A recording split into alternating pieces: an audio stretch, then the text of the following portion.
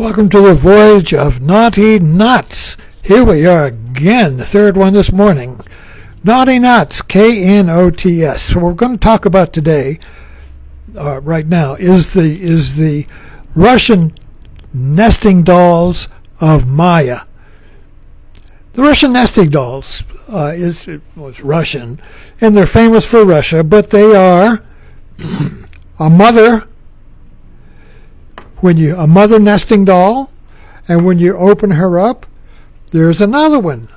And when you open that up, there's another one. So you keep opening them up. You can't resist. What is the one that stops the nesting dolls? Is there a one that won't open? Is there a truth that can't be divided? Is there an absolute truth that stops the layers of the Russian nesting doll? See, in the modern world, the science, the way we look at truth is through reductionism. Reductionism, basically, is that if you want to get to the one, which is the truth, the one cause, who did it, the one, you see, you have to take apart the machine. You have to follow the clues.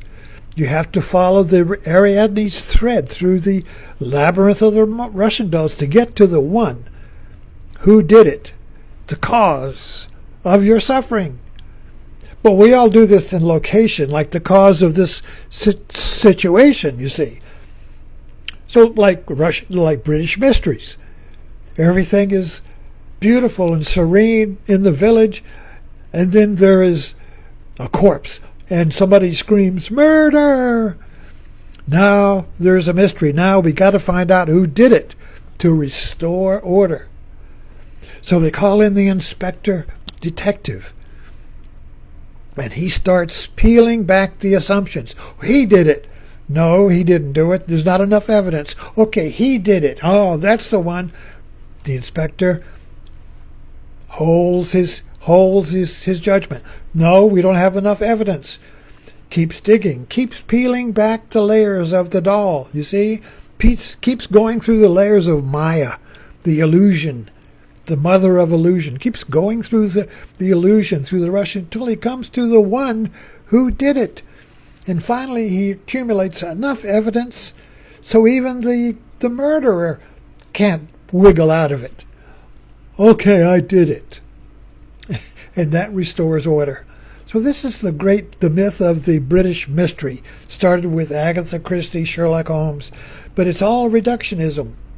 It's all about reducing the assumptions of who did it until you get to the one who did it, you see. But this is only a viewpoint or a way of knowing. And our culture sees this is the only way of knowing. So everything, to find the truth, is subjected to the butcher's knife. He's going to chop that thing up. It's like, what is a cow? Well, let's dissect a cow until we find the one thing that cannot be cut up anymore. We say, that's the cow. Well, this is absurd. We killed the cow in order to find the cow. So there must be another way. And this, right now, our culture is split between two ways of knowing.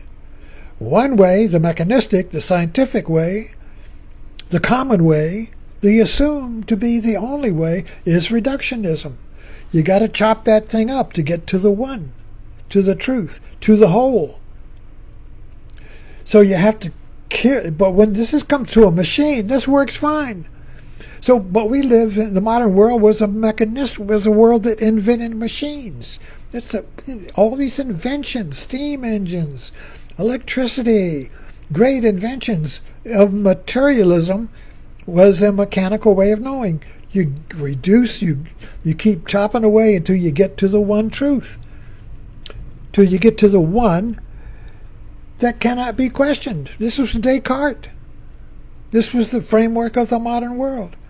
You got to get to that one assumption that cannot be questioned. So that's not an assumption. If you can find the one that cannot be questioned, it's not an assumption. And so that's the way we think. But now it's brought us to catastrophe. That way of thinking has brought us to climate change, Trump, the proliferation of disease and destruction, and it's multiplying, and we're getting a panic. How do we stop this thing? How do we stop turning nature into asphalt? How do we stop creating one disease after another? How do we reverse this? Well, we're using the wrong way of thinking. We're using the mechanical way of thinking, which is reductionism. Now, what is the opposite way of thinking? Well, it's not an opposite way. That's the problem. This is where, if you go on the internet, you've got reductionism thinking, and at the same time, you've got Buddha groups, Buddha thinking, Zen, yoga, the Eastern traditions. The Eastern traditions and the Western traditions of science are incompatible. Because the Eastern tradition, Buddhism particularly, starts with the whole. Now, if you're looking for the one, you're going to find the one. Every doll is the whole doll. We think the cause of all these nesting dolls is the first cause. There's another one in here. The first cause, you see, that's mechanistic. But the Buddha way of thinking is not thinking. It's a way of knowing. Buddha knowing is that you already know the whole doll, so you don't have to divide the doll to find the doll. You've already got it. You're already always whole. You are Maya. You don't cut the dolls apart to find the cause of the dolls, to find the cause of the illusion. You've already got it. You already know it. So once you know that the nesting doll, that you are the nesting doll, there's no point in opening it. You have already arrived at the cause of the nesting doll, and it's you. So a monk and a master are walking by a chicken coop, and the monk asks the master, "Why do all these roosters fight? Why do they fight, master?" This is a metaphor for the world. Why is there fighting in the world? And the master says, "It's because of you. It's because of you." Now you see, that is not cause and effect knowing. The monk wanted to know, what is the cause of the roosters fighting? It's out there. What is it? The food, genetics, nature, God, the devil, Trump, the Democrats. What is the cause of all this fighting? And the master says, it's because of you. In other words, you are the one. You are the nesting doll. And if you keep putting you apart, you're always going to come up with the same doll, the same you. So no matter where you go, from this way of knowing, is that you always arrive at you. There's no end to you. There's no beginning of you. There's two ways of knowing. And we, in our modern world, believe there's only one way, which is the reductionist way. There's a cause of everything. But the Buddha way is the realization, the seeing through and through, that you are the cause of your world. You are the cause of you. And there's no beginning or end to you.